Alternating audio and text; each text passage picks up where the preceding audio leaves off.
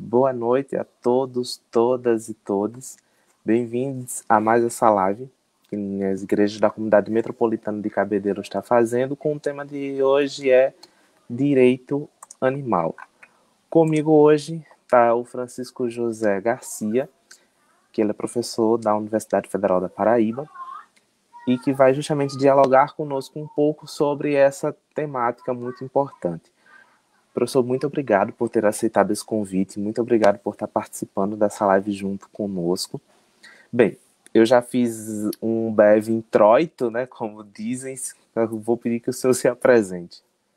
Tá bom, então, Mailton, eu agradeço a oportunidade de aqui estar para conversarmos sobre esse tema tão importante, tão relevante para os dias de hoje. Sempre foi, mas especialmente nos dias de hoje, que nós conseguimos perceber que os animais, já que o tema é direito animal, que os animais fazem parte do planeta Terra e assim das nossas vidas. E tudo está interconectado. E tudo, tal como diz até o próprio Papa Francisco, na sua encíclica Louvado Seja, tudo está e faz parte da casa comum, que é o planeta Terra, que nós devemos ter o cuidado, o zelo para garantir a dignidade de toda a vida terrena. Então, eu sou professor da UFPB, como você disse, e estou aqui para a gente conversar sobre o direito animal. E o interessante, aí eu já vou pegar um adentro nessa sua fala sobre o Papa Francisco, que na nossa profissão de fé a gente diz que a gente vai cuidar da terra, do mar e do ar, e também cuidar do que nós chamamos de ecossistema, também cuidar do animal, né? Então também se faz necessário justamente esse debate para conscientizar as pessoas e pelo menos é isso que a live de hoje vai tentar propor. E já que a gente está começando a falar um pouquinho de direito animal, eu queria que você explicasse para a gente o que é o direito animal, né? E se esse direito ele se restringe apenas aos animais domésticos. Certo, então, o direito animal, na verdade, é um direito novo, ele está, assim, digamos, sendo estudado faz pouco tempo, ele surgiu com a nossa Constituição Federal em 5 de outubro de 1988, aí você pode perguntar, mas novo já faz mais de 30 anos, né? Então, muito embora tenha surgido lá em 5 de outubro de 1988, somente de pouco tempo para cá, de poucos anos para cá, é que pesquisadores, professores e pesquisadores estão debruçados sobre a Constituição, buscando extrair dela sua máxima efetividade no que diz respeito ao regramento relativo à proteção animal. E eu falo, neste momento, do artigo 225 de nossa Constituição. O artigo 225, parágrafo 1º, inciso 7, estabelece a proibição à crueldade em face de animais. E aí, Mailton, o Constituinte, que é o legislador que fez a Constituição em 5 de outubro de 88, naquela oportunidade, não fez nenhuma acepção em relação a que animais a crueldade estava proibida. Isso quer dizer que a crueldade ela é proibida em relação a quaisquer animais, quer sejam eles domésticos, quer sejam eles silvestres, quer sejam eles exóticos, enfim, qualquer que seja a denominação dada, a classificação dada a esses animais. E o direito animal é exatamente o conjunto de regras e princípios jurídicos que buscam exatamente dar guarida, dar amparo aos direitos desses mesmos animais.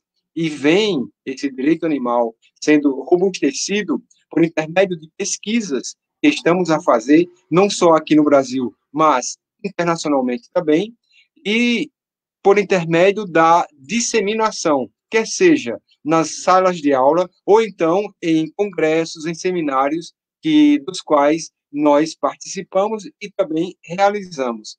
Tanto é que aqui na Universidade Federal da Paraíba, Campus 1, João Pessoa, tivemos em outubro de 2018 já o 6º Congresso Mundial de Bioética e Direito Animal. E estiveram presentes e esse congresso se deu no Espaço Cultural José Lins do Rego, tiveram presentes autoridades mundiais, professores e pesquisadores, tanto daqui da América do Sul, como também dos demais cantos do planeta Terra, para juntos trazer as suas experiências e motivações relativas ao direito animal. Então é isso.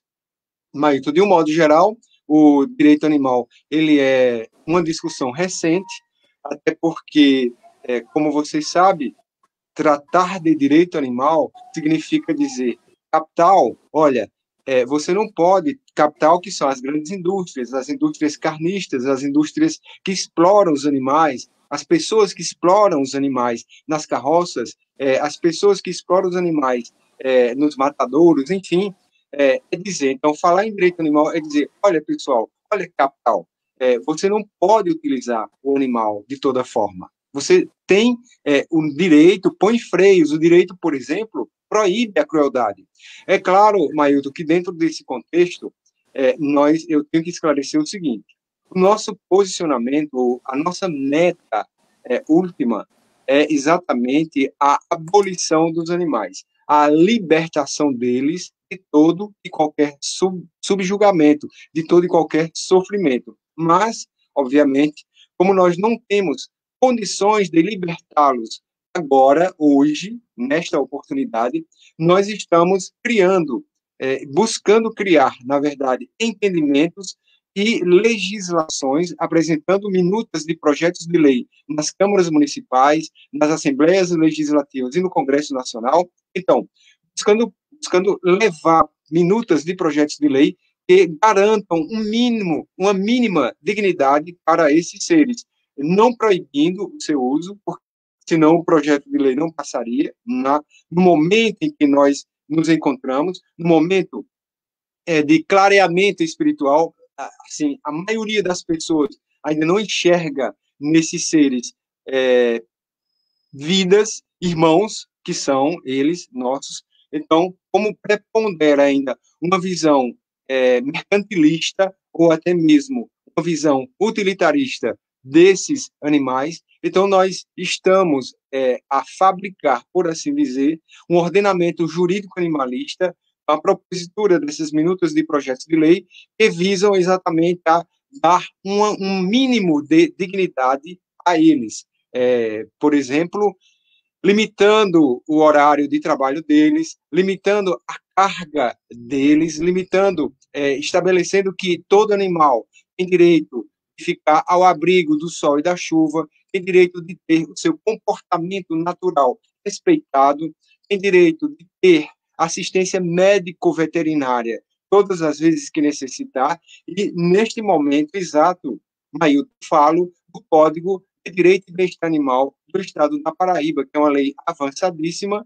Ela não é abolicionista, mas ela tem um viés abolicionista. Ela é bem-estarista. É bem-estarista por quê? Porque ela visa também a dar uma linha, digamos assim, de proteção e defesa aos animais, minimizando a sua dor e sofrimento, mas não abolindo os animais de um modo geral, porque senão o projeto de lei não passaria. Então, o que é que nós enquanto estudiosos, nós enquanto defensores dos animais, nós pensamos, nós debatemos e chegamos à seguinte pergunta: o que é que hoje, na situação atual, histórico, econômico e política, porque passa o Estado brasileiro, podemos fazer pelos animais? Então, dentro desse contexto, aí sim nós realizamos ou idealizamos essas minutas de projetos de lei e também outras ações junto ao Poder Executivo e até ao Poder Judiciário, ingressando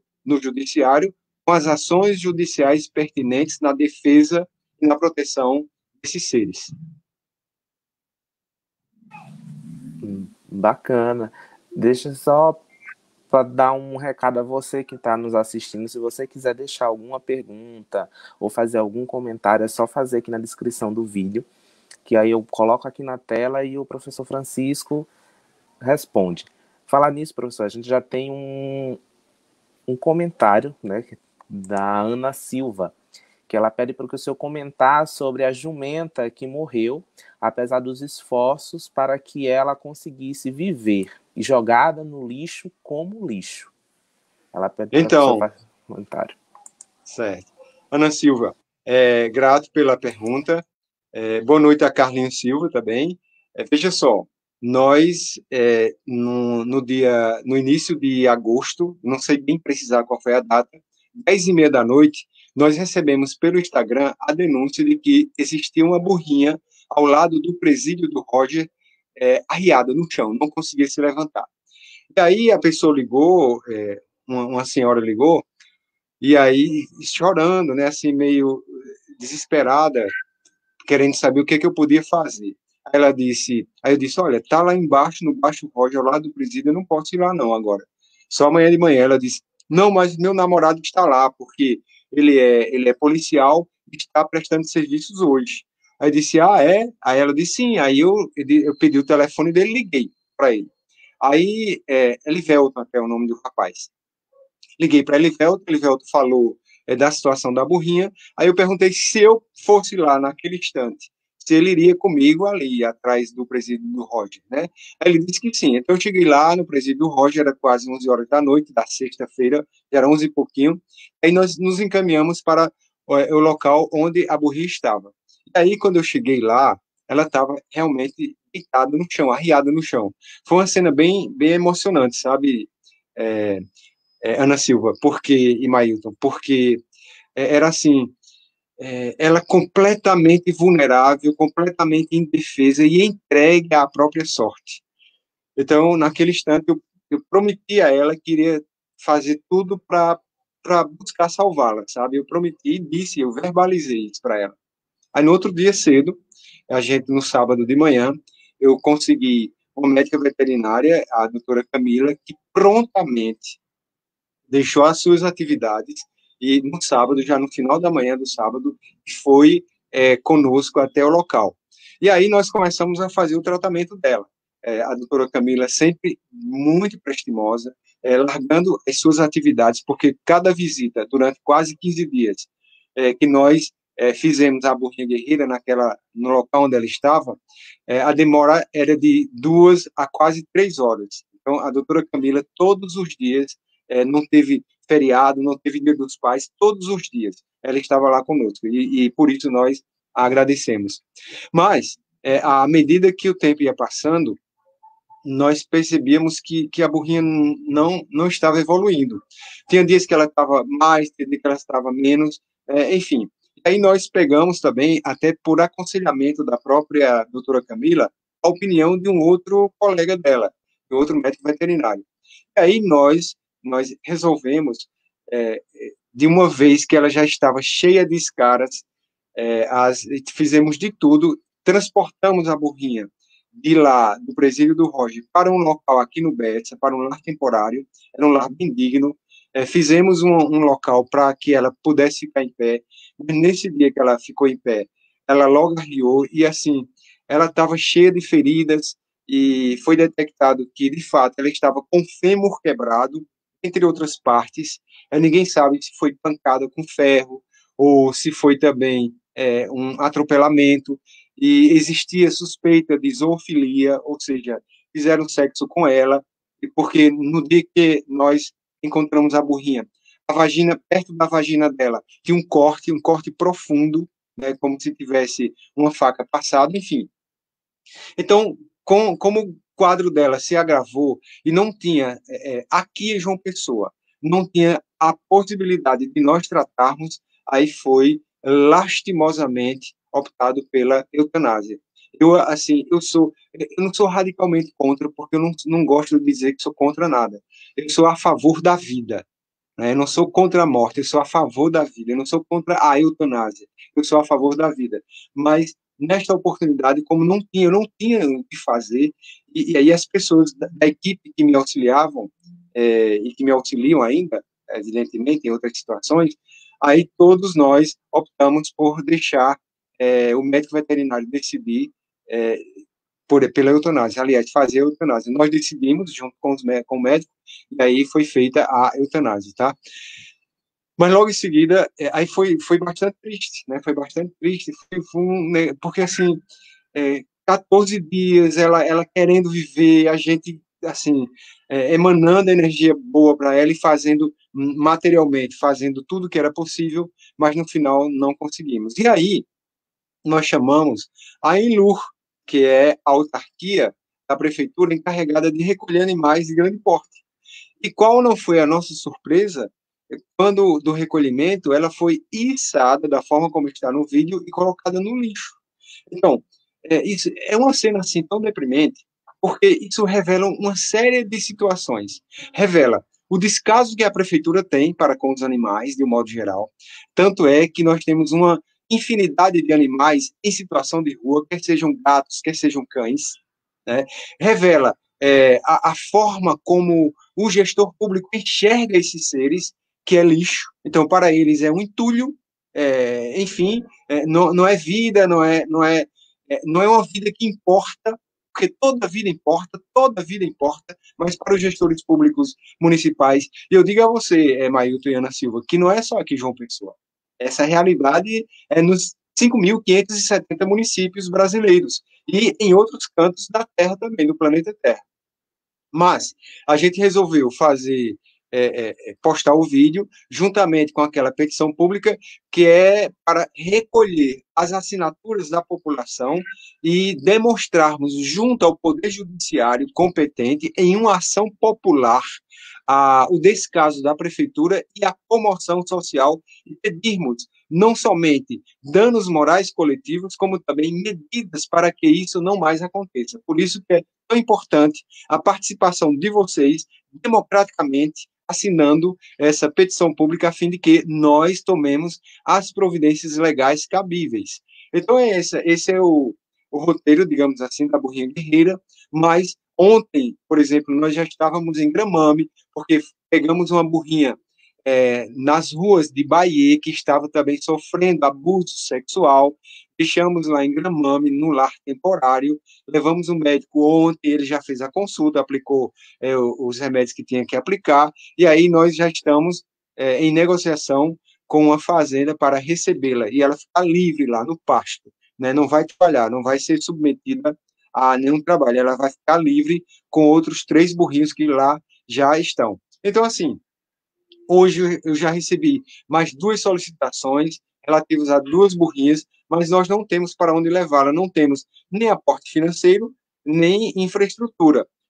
Tanto que, em relação à burrinha guerreira, eu joguei nas redes sociais, solicitei nas redes sociais auxílio financeiro, então veio um auxílio bem bom. O que sobrou, né, desses valores da burrinha guerreira, nós já estamos destinando para essa outra burrinha de Bahia, mas só de transporte, já que a fazenda fica lá em Mamanguape, vão ser quase R$ 800 aproximadamente, e assim, ou seja, não vai sobrar nada do que a gente arrecadou da burrinha guerreira, e que transferiu o saldo para essa nova burrinha. Então, assim, é uma lida diária, assim, um, você, nós lidamos com a dor dos animais todos os dias, e nós lidamos com algo talvez até mais sério, que é com o descaso da humanidade ao olhar, ao ver esses animais e não enxergá-los, impressionantemente. Então, Ana Silva, em breve fala, é isso aí.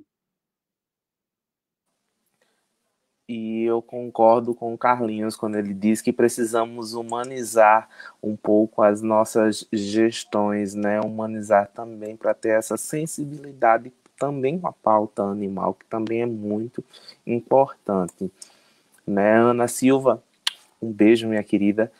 Saudades. E eu espero que quando a pandemia passar a gente possa dialogar e tomar um cafezinho juntos novamente. É uma grande amiga. Bom, aproveitando o Carlinhos Silva, ele também tem um questionamento a fazer, né? Ele diz que no assentamento Emanuel Joaquim, em Vaca Brava, Areia, estamos enfrentando uma mortandade de animais por envenenamento e gostaríamos de saber se poderia ser aberta uma investigação sobre esses crimes e qual for o mais indicado. Então, e pode sim, pode. É interessante que assim, primeiro, existam fotos e vídeos desses animais mortos. Então, se existirem fotos e vídeos, a gente pode formalizar a denúncia junto à delegacia competente, mas seria interessante a população lá já, que está lá, fazer fotos, vídeos e soltar nas redes sociais para chegar até a imprensa já veicular isso, porque tudo isso amedronta quem está fazendo os assassinatos, certo? Mas independentemente dessa ação que é importantíssima, ou seja, a de fotografar, a de filmar, a de colocar nas redes sociais, a de mandar para o WhatsApp da Rede Band, da TV Cabo Branco, das TVs, da TV Correio, enfim, tem um WhatsApp que é disponível e vocês podem mandar essas fotos e vídeos e um dizer, um relato do que está acontecendo. Então, além disso, ir até a delegacia da localidade. Se na cidade não tem delegacia, por alguma razão, então na cidade mais próxima que tiver. E aí formular a denúncia para que seja aberta a investigação, tá? Eu fico à disposição para orientar no que for necessário, e aí a gente vai tomando as medidas no sentido de responsabilizar essa pessoa. Agora, sim, se existe alguém que pode flagrar quem faz isso, aí era interessante montar digamos assim, uma arapuca, é, ou seja, deixando se você deixa um celular filmando no Facebook ao vivo, que a gente já fez isso, ele é assim, bem carregado, então ele filma durante horas, se você deixa lá, aí a pessoa é flagrada por aquele mesmo celular, e aí a gente tem a prova cabal do crime, se não tiver câmeras por perto. Porque, como é uma cidade pequena, eu imagino que não tenha, né? Não sei. Mas a ideia é filmar a cena. Mas se não conseguir filmar a cena, assim, não saber qual é ou quem é o autor do crime, essas outras medidas devem ser feitas. Filmar e fotografar os animais mortos, e fazer um relato e mandar para a mídia, e, além disso, levar a denúncia para a delegacia da cidade. Então fica aí a dica, Carlinhos, e um beijo, meu querido, e muito obrigado pela sua participação. Aproveitando o gancho das duas perguntas, eu quero fazer uma. Você falou justamente sobre a questão da Enlur no quesito de animais de grande porte, né? Então, qual é o papel do Estado e do município dentro da área do direito animal? Há algumas prerrogativas de cunho do Estado e do município? Então, Mailton, há obrigações, na verdade, né? Obrigações. Agora, sim, Carlinhos pediu que eu deixasse o link, só que não está aparecendo um espaço aqui para eu deixar o link da petição pública da Burrinha Guerreira. Pronto. Você faz o seguinte, se você mandar para mim no WhatsApp, eu deixo aqui disponível. Eu mandei aí pelo Pronto, chat tá privado. aqui. Vou colocar aqui online agora. Certo. Pronto. Carlinhos, veja se você consegue, por favor. Pronto. O link acessar. É esse que está tanto nos comentários quanto está aparecendo aqui na tela agora. Tá. Então, veja se você consegue acessar. Se não conseguir, eu mando outro. Então, existe sim responsabilidade estatal, tanto, Mailton, dos municípios, quanto dos estados, do Distrito Federal e da União. O artigo 225 de nossa Constituição Federal estabelece que a incumbência é obrigação do poder público, mas não só dele, como também da coletividade, garantir o equilíbrio da ambiência, garantir o equilíbrio do meio ambiente para as presentes e futuras gerações. Além disso, além dessa garantia, o próprio artigo 225 estabelece que para que se consiga isso, para que o equilíbrio da ambiência seja garantido, é preciso que o poder público pratique as seguintes ações. Aí enumera várias, dentre elas, que preservar a fauna e a flora, evitar a extinção das espécies e vedar a crueldade em face de quaisquer animais. Então, todas essas são obrigações de fazer, destinadas ao poder público, portanto, União, Estados, Distrito Federal e municípios, a fim de que os animais sejam preservados, as plantas sejam preservadas, a fim de que os animais não sejam submetidos à crueldade também. Nesse sentido, nós temos o artigo 24 da Constituição Federal, que trata da competência concorrente no que diz respeito a criar legislações, a criar leis de proteção à fauna e à flora. A competência concorrente quer dizer que aqueles entes federativos listados ali no artigo 24, eles todos têm a legitimidade para criar essas leis. E os entes federativos são União, Estados e Distrito Federal. Então, tanto a União Federal quanto os Estados-membros e o Distrito Federal têm competência constitucional para criarem leis de proteção à fauna e à flora. E o artigo 30 de nossa Constituição, Maílton, estabelece em seu inciso 1 que os municípios têm competência para legislarem sobre os interesses locais. Ora, e não há interesse local maior do que o município garantir a saúde pública. E cuidar dos animais do município é exatamente cuidar da saúde pública. Por quê? Porque os animais que estão em situação de rua, especialmente eles podem ser, por exemplo, acometidos por doenças zoonóticas que são aquelas transmissíveis dos animais para os humanos. Então, eles podem ser acometidos por esporotricose, eles podem ser acometidos por leishmaniose, e além de serem vítimas, porque quem transmite a esporotricose para o gato é um fungo que está na terra, quem transmite a leishmaniose para o cão é um mosquito vetor, mosquito palha. Então, além de eles serem vítimas, eles ainda podem ser penalizados pela morte, pela eutanásia, que é assim que o Estado, eu falo Estado como é o governo de um modo geral, vem tratando esses animais, né? E, então, essas doenças, uma vez estando nos animais, eles podem passar para os humanos. Então, segundo o conceito de saúde única, que para que a saúde exista e assim aconteça nos humanos, ela deve ser compreendida como sendo única, porque se o meio ambiente estiver desequilibrado, se os animais estiverem doentes, então o homem, o ser humano também estará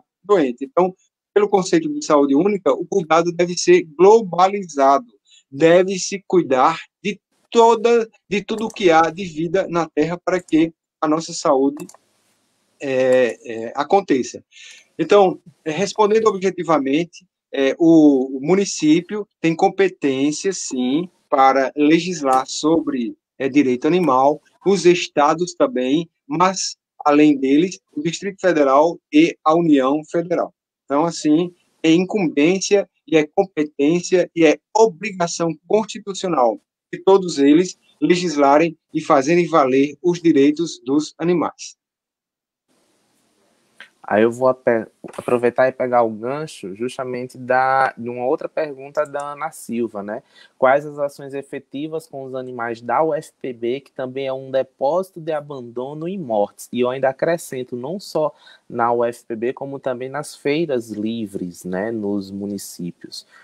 Quais são as práticas efetivas que podem ser tomadas? Então, as práticas efetivas que vêm sendo tomadas há alguns anos, mas sem resultados ainda, são as seguintes. Vou falar agora, deste ano de 2020, tá?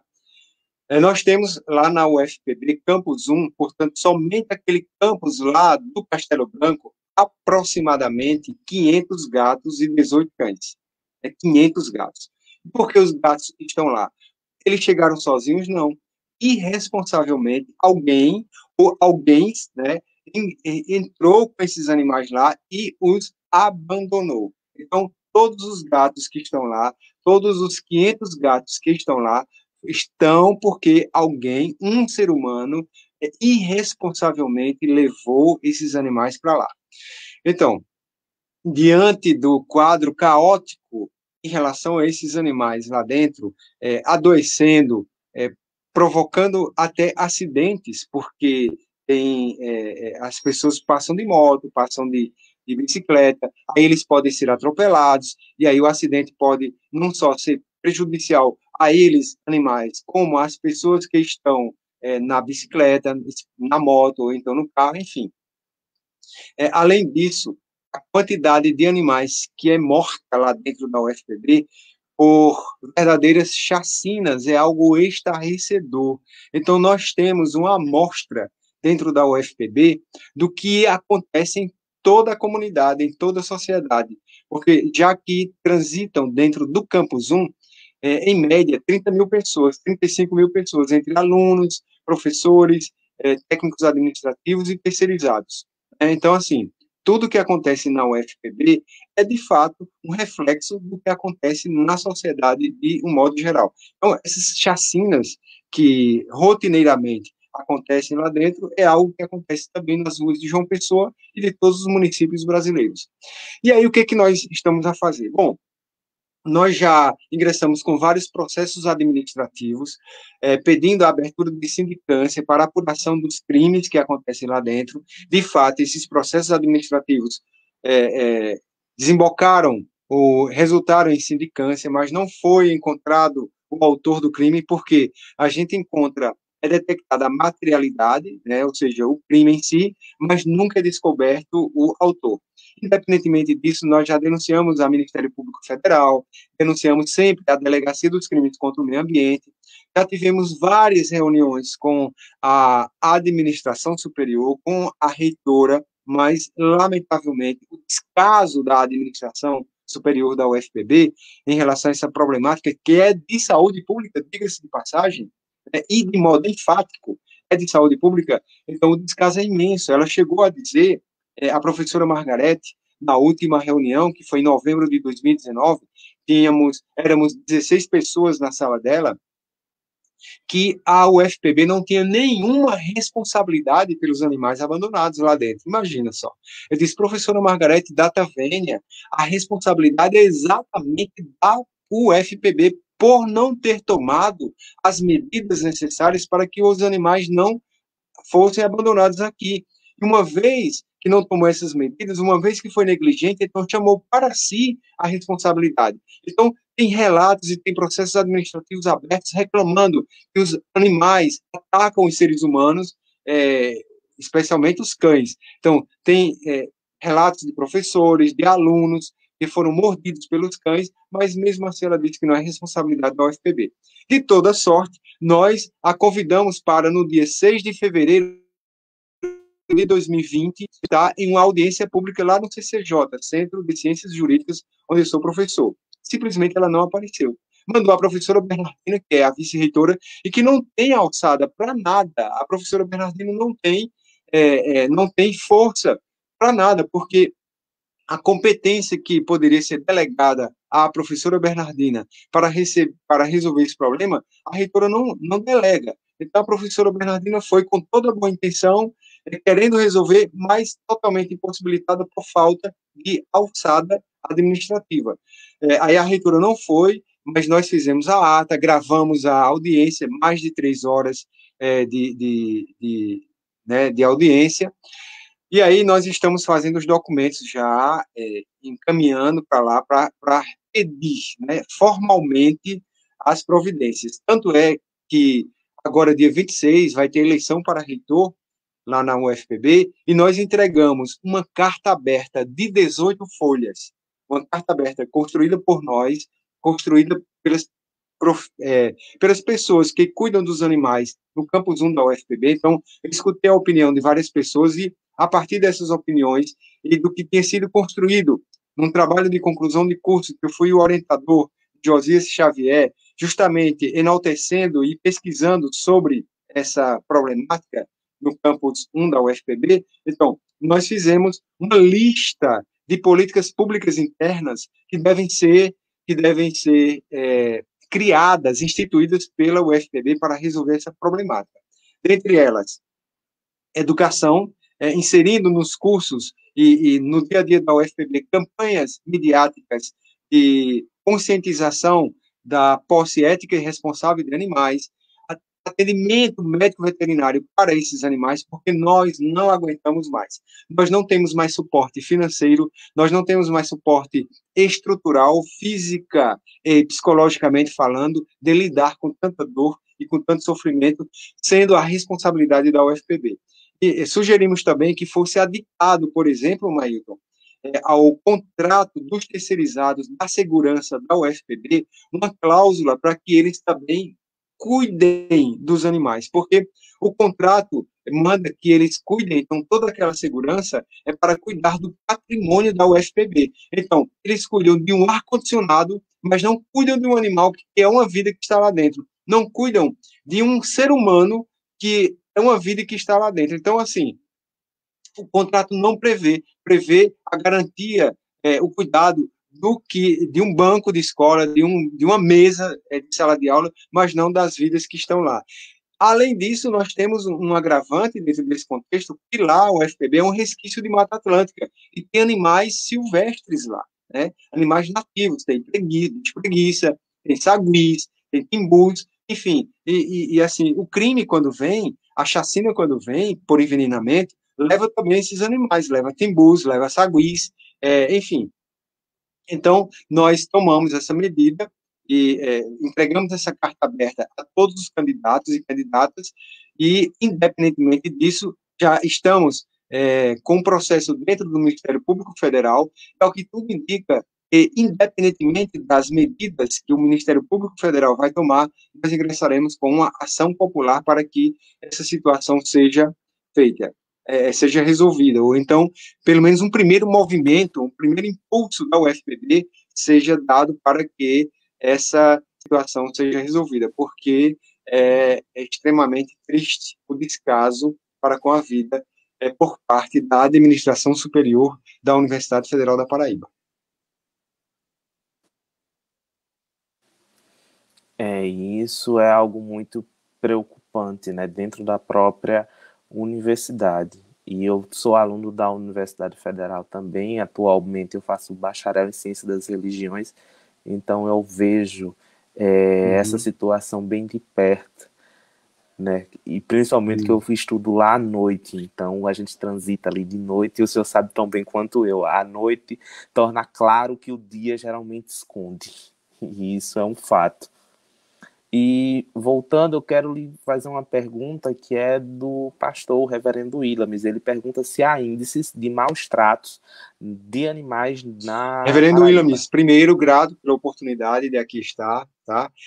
Então, não existe, é engraçado, o descaso ainda é tamanho que não existem índices oficiais, não existe sequer censo de animais, e não é por falta de a gente solicitar, não é por falta de nós não enviarmos ofícios para a Secretaria Municipal de Saúde, para a Secretaria Estadual de Saúde, para a Secretaria Municipal do Meio Ambiente, para a Secretaria Estadual do Meio Ambiente, não é por falta de nossas ações, mas não existe nenhuma política nesse sentido, sabe? Então, as estatísticas e um dos primeiros passos para que uma política pública seja implantada é o censo, é saber qual é a realidade daquela localidade, e contando os animais e percebendo em que contexto, em que situação eles vivem. Mas não existe. Estamos em negociação sempre com as secretarias, tanto é que, percebendo todo esse movimento de descaso das autoridades, nós, desde o ano passado, de 2019, estamos nos reunindo, especialmente a partir do segundo semestre de 2019 até fevereiro de 2020, as reuniões foram presenciais, com a Secretaria de Estado da Educação. Por quê? Porque, reverendo, nós acreditamos, nós temos convicção de que a educação é o que vem salvar a população, é o que vem nos libertar desse escravismo intelectual, desse escravismo espiritual, desse escravismo capitalista. Por isso que nós tivemos essas reuniões com o secretário de Estado da Educação, juntamente com a professora Jeane Félix, que é do Centro de Educação, e a nossa solicitação foi exatamente a implantação da disciplina Educação Ambiental de modo obrigatório nas 667 escolas do estado da Paraíba. Aí o senhor pode dizer, e pode ser de modo obrigatório, né? Pode pensar, e pode ser de modo obrigatório, não só pode como deve. Por quê? Porque nós temos a sorte de a Constituição paraibana ser a única que, em seu artigo 227, expressamente estabelece que a disciplina educação ambiental ela é obrigatória nos primeiro, segundo e terceiro graus de ensino em todo o estado da Paraíba. Então, isso é uma determinação que faz 30 anos que está escrita na nossa Constituição, que é o maior documento jurídico de um Estado membro.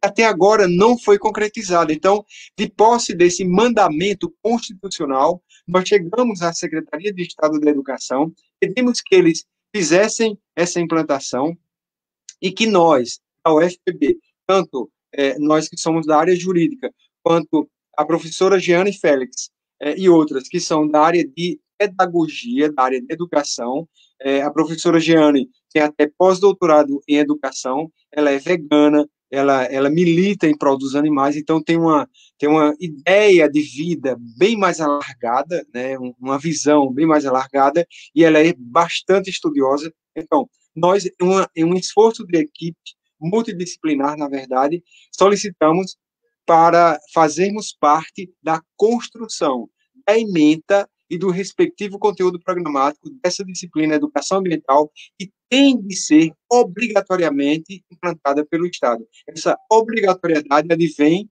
do mandamento constitucional, incerto no artigo 227 da nossa Constituição paraibana.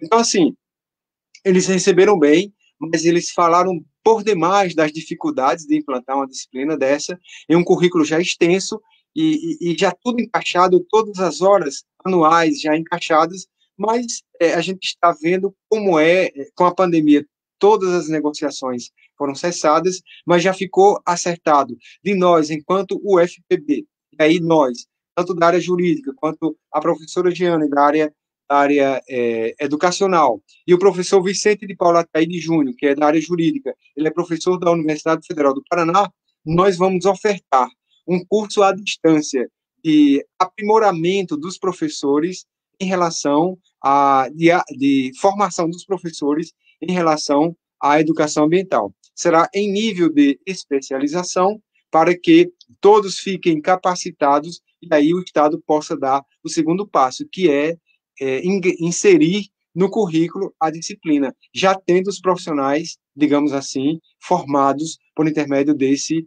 curso de especialização. Além disso, nós também já fomos a vários municípios e, juntamente com o Ministério Público da localidade, exigir do secretário ou da secretária de Educação do respectivo município a inserção no currículo municipal dessa disciplina Educação Ambiental, fazendo valer também a nossa Constituição paraibana. O processo já estava bem adiantado na cidade de Patos, na cidade de Campina Grande estava começando, e em outras iria começar.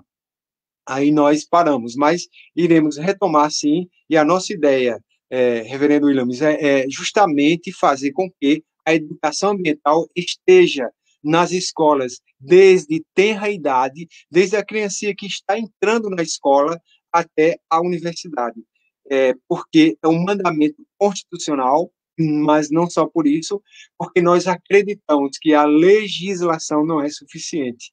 Somente pela educação é que nós conseguiremos chegar nas mentes e nos corações dessas pessoas e propiciar, por intermédio da disseminação do conhecimento, um despertar consciencial. E aí sim, nós teremos uma nova Paraíba e, quiçá, um novo Brasil e, evidentemente, um novo planeta Terra, pela educação. É nisso que eu aposto. E eu também acabo apostando também que as escolas precisa dessa disciplina dentro das escolas também para fazer esse trabalho de conscientização. Se você começa isso desde criança, né, dos seus 5, 6 anos de idade, que é quando elas entram no primeiro ano do ensino fundamental, já com todo esse trabalho, quando elas se tornarem seus futuros adultos, elas acabam não cometendo os mesmos erros que os seus pais acabam fazendo e cometendo. Imagina, Maído, amanhã nós temos, nos postos que ocupamos hoje, de professores, de advogados, de pedagogos, de juízes, de contadores, enfim, os mais variados postos, de pastores, de padres, temos pessoas que tiveram essa informação durante a sua formação, né, desde a eternidade. Então, a concepção de vida passa a ser outra, porque por essa informação disseminada ao longo da vida estudantil, há um incorporamento ou uma incorporação desses valores, e aí o resultado é só positivo.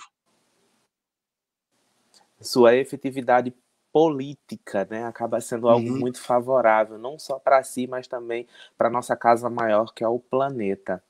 Isso. E um outro questionamento que foi feito é o que fazer para alinhar o pensamento das ONGs, órgãos públicos e protetores independentes? Eita, Ana Silvia, você agora fez uma pergunta dificílima, viu? Boa sorte, professor. Fez uma pergunta difícil agora, viu?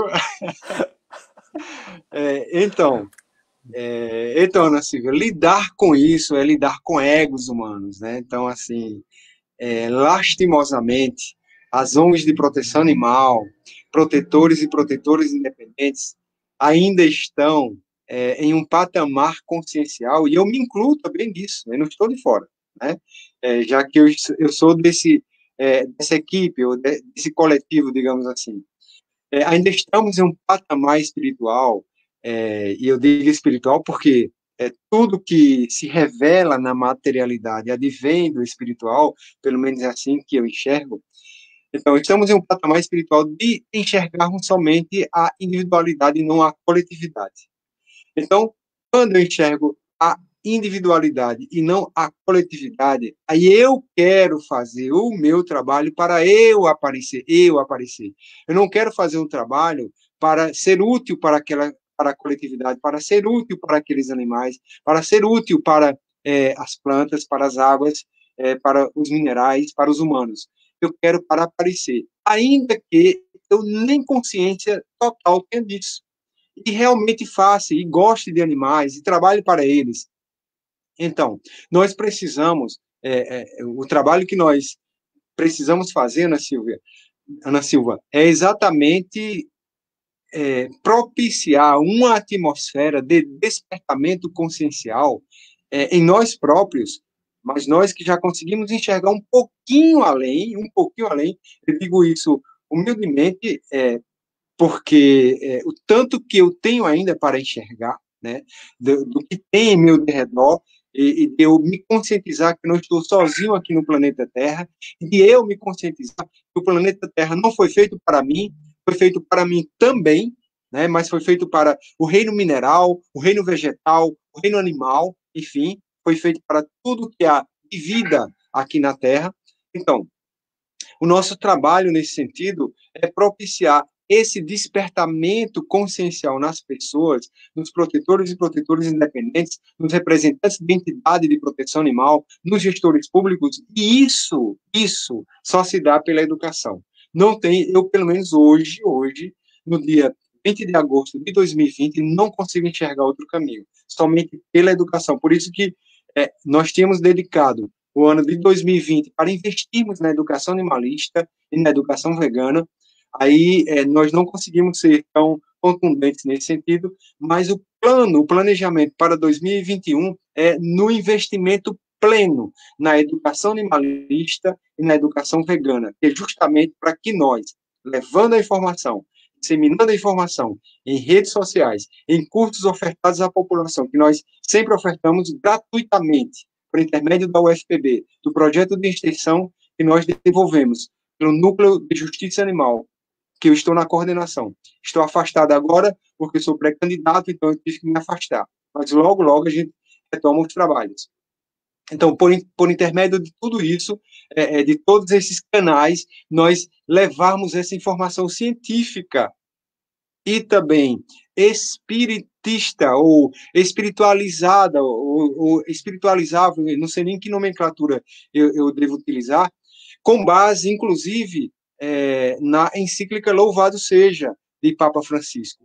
Porque quando nós lemos aquela encíclica, nós percebemos a profundidade científica e espiritual que são aquelas palavras proferidas pelo Papa Francisco. Então, se nós, disseminando a informação, nós conseguimos levar para as mentes e corações das pessoas o âmago, a energia propulsora do escrito daquela encíclica, a energia propulsora do escrito das doutrinas que tratam do meio ambiente, das doutrinas dos artigos científicos e dos livros que tratam desses assuntos, eu penso que nós faremos o trabalho e essas pessoas, compreendendo que o planeta Terra, ele é um só, toda vida aqui na Terra importa, toda vida aqui na Terra é uma só.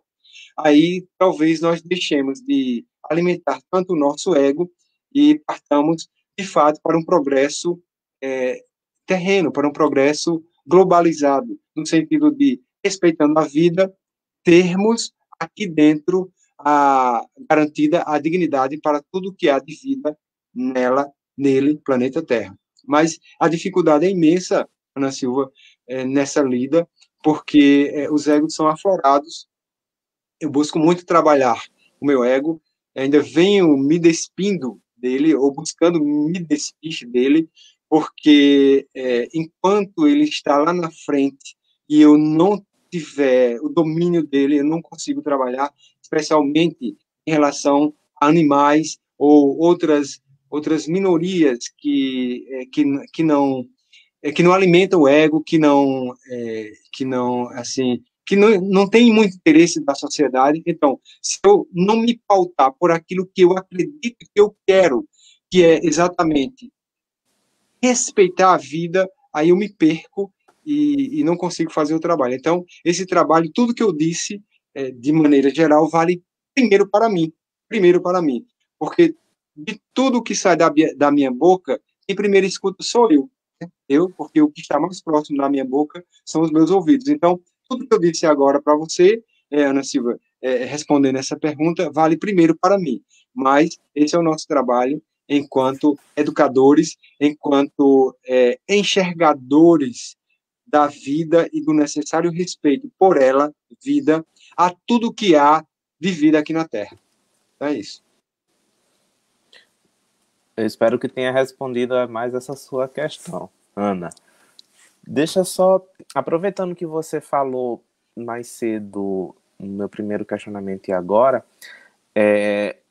você falou que tem uma equipe junto com você e trabalhando e tal, mas existem outros projetos para a proteção do direito animal aqui no nosso estado?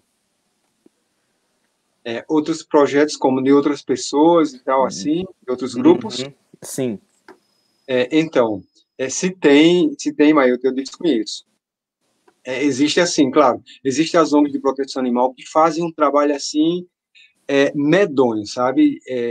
Dificílimo, mas elas acreditando, e eu falo no feminino porque 95% das pessoas que lidam com os animais, que buscam esses animais de rua, são mulheres, e aí, Maíto, a gente já vê o grau de sensibilidade das mulheres, como elas são bem mais sensíveis do que nós homens, e como nós temos tanto a aprender com elas, né? Então, assim, eu falo no feminino por conta disso.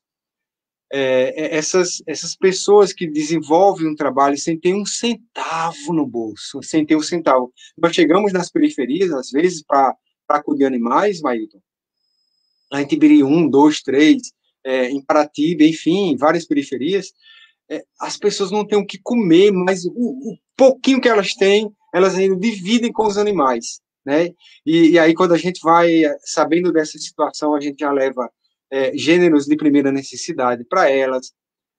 Também, quando a gente chega lá, em comunidades que não tem calçamento, não tem esgoto, e tem as criancinhas lá, as meninas sem calcinha, os meninos sem cuequinha, nus assim de pé no chão, aí a gente para também para dar as primeiras informações, a higiene básica, né, de escovar dentes, de andar com o pé revestido numa sandália, de andar com a calcinha, com a cuequinha, enfim.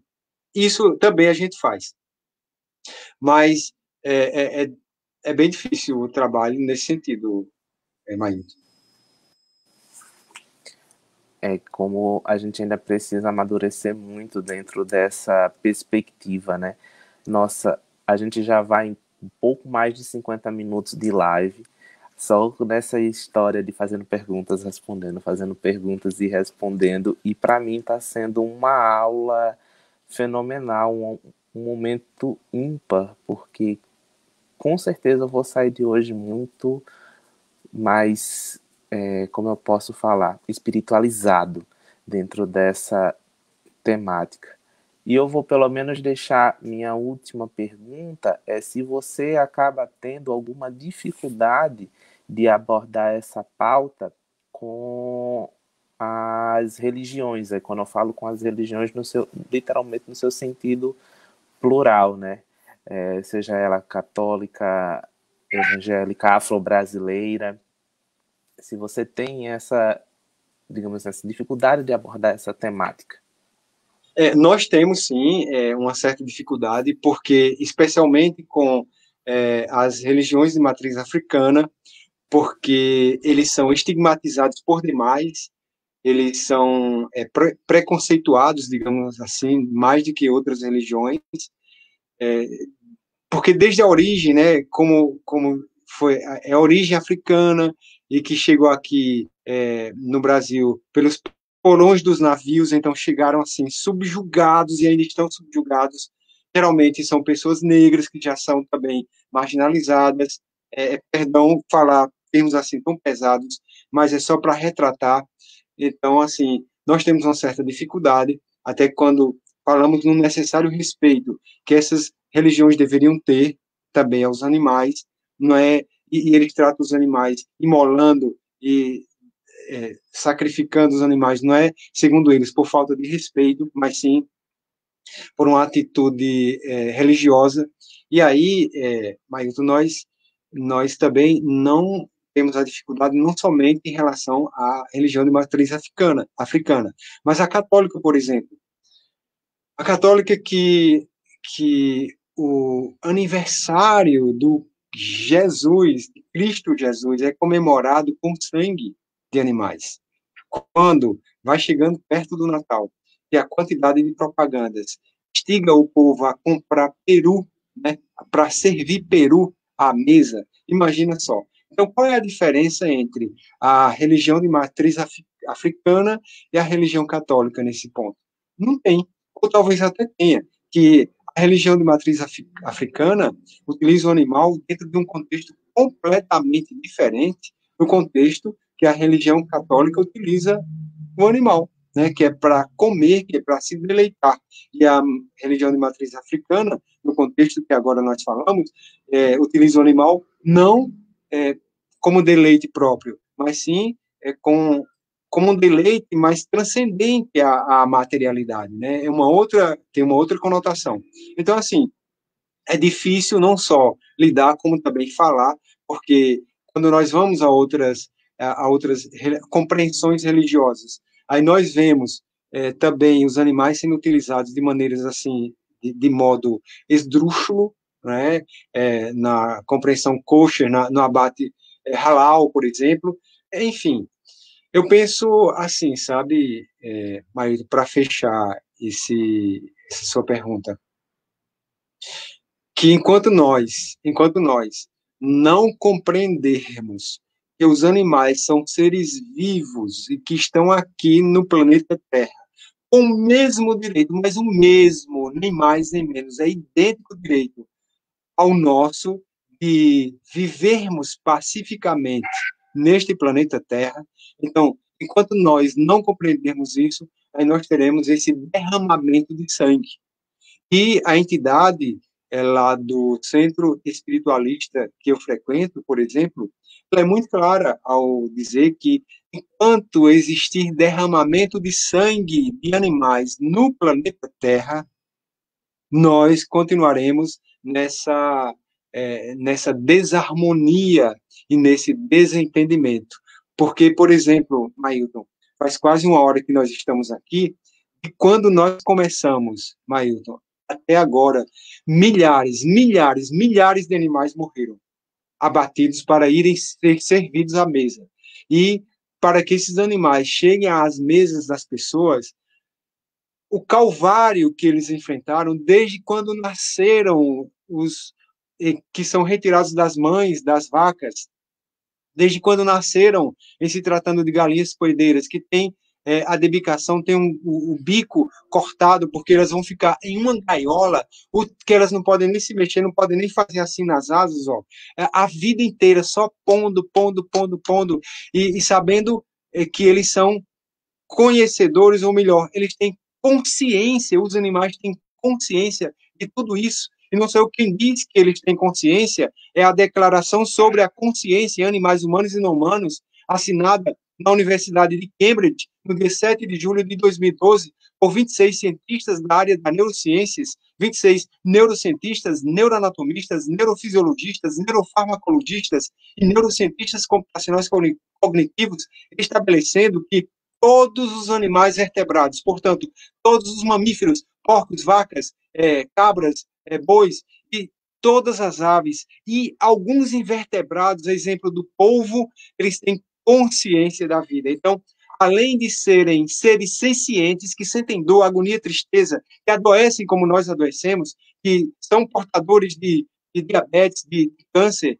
de AIDS, até AIDS felina, nos leões, nos gatos, enfim, enfim, além disso, eles têm consciência, além de sentirem tudo isso, eles têm consciência disso, como nós temos. E essa declaração, assinada pela nata da neurociência, ainda atesta que alguns se auto-reconhecem no espelho e outros, eles têm um grau de consciência tamanha, como o papagaio cinzento da África e as aves, de um modo geral, eles têm um grau de consciência da vida tal como nós, é quase que 100% igual ao grau de consciência que nós humanos temos. Então, não sei o que diz, é a ciência que afirma. Então, diante disso, imagina esses animais sendo submetidos, subjugados, escravizados, esquartejados, o derramamento de sangue, a energia vibracional que gera daí, e que reverbera em todo o planeta Terra, como nós podemos ter um resultado diferente do atual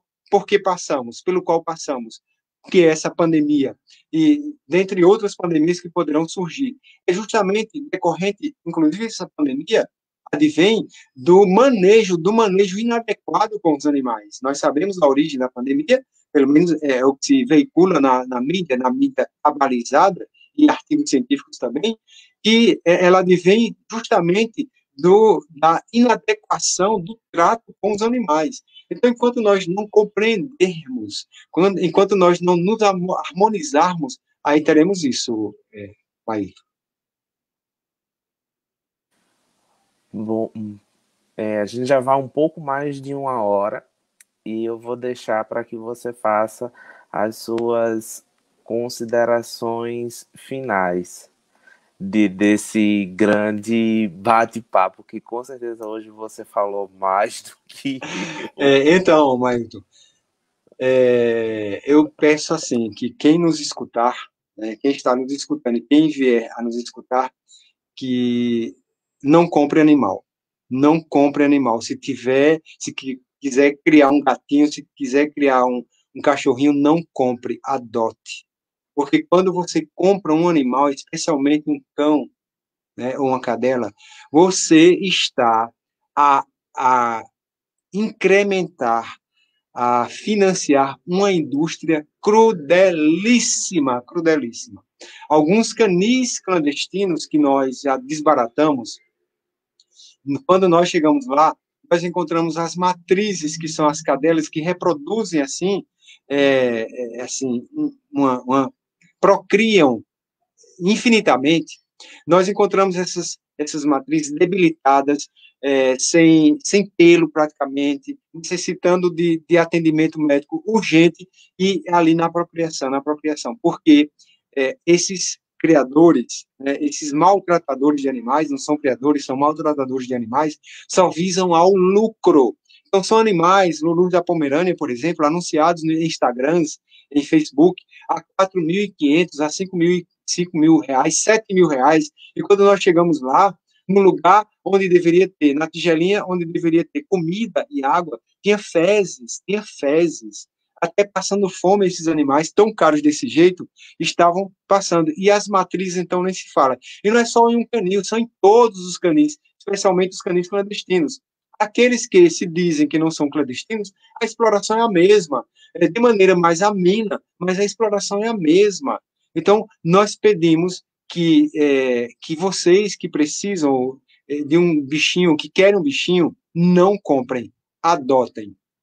Porque na hora que compram, simplesmente alimentam essa indústria cruel, crudelíssima, eu digo.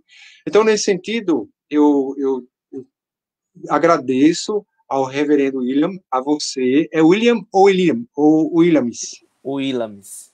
Williams. Então, agradeço ao reverendo Williams, a você, Mailton, pela oportunidade de nós conversarmos sobre essa temática e digo a vocês também que eu estou à disposição se a gente precisar conversar na igreja, se a gente precisar conversar em alguma escola, que vocês tenham abertura para chegar, nós iremos, porque é pela disseminação do conhecimento que nós já conseguimos adquirir, que nossa equipe vem assim robustecendo tal conhecimento, por intermédio dessa disseminação que nós conseguiremos, penso eu, mudar um pouquinho o rumo de nossa vida da forma como ela se encontra.